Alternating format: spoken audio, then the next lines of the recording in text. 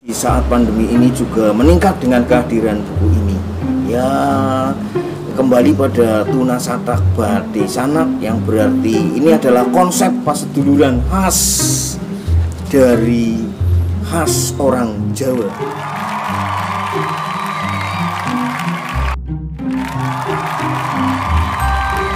Selamat datang dan selamat bergabung kembali di channel Jayadi Kastokastari.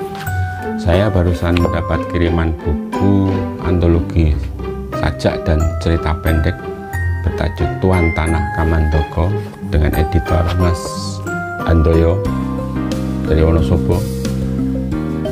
Saya mengajukan beberapa pertanyaan kaitan dengan buku ini. Ada 4 hal pertanyaan, dan berikut ini pertanyaan. Kali ini saya akan menjawab beberapa pertanyaan. Ada 4 pertanyaan yang berkaitan dengan buku antologi puisi dan cerita pendek Tuan Tanah Kamandaka yang ditulis oleh teman-teman penulis puisi dan penulis cerita pendek dari wilayah Karsidenan, Banyumas. Jadi posisi saya yang sebagai editor di sini, saya memang harus memahami bahwa mengumpulkan karya puisi dan cerita pendek dari banyak penulis membutuhkan kerja yang ekstra. Jadi saya pertama mengkurasi, mengumpulkan karya-karya para penulis. Setelah itu saya buat pengkurasian yang berdasarkan standar yang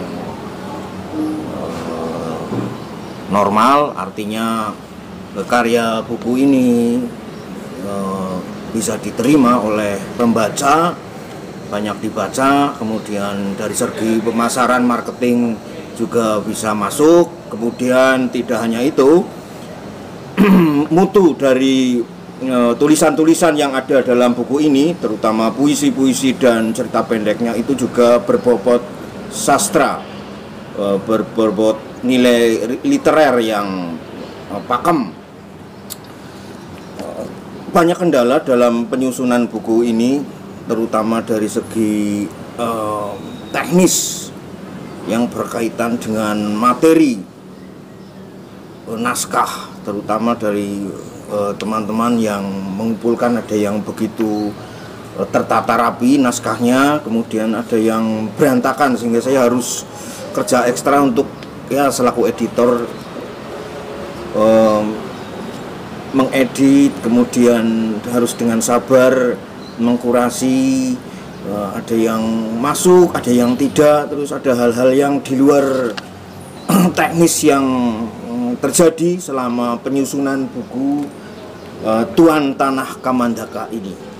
Pray for home, apa-apa kita kerjakan dari rumah itu menghasilkan kita berkarya, terutama para penulis, bukan main. Di saat pandemi ini justru totalitas dan karya-karya berjibun dihasilkan oleh para pengarang, para penulis karya puisi, cerpen. Itu tidak mengenal istilah pandemi, justru malah semakin banyak karya yang dilahirkan. Kemudian yang pertanyaan yang berikutnya, proses kreatif, situasi proses tumbuh, berkembang dan besar harus jalan, benar begitu? Ya betul.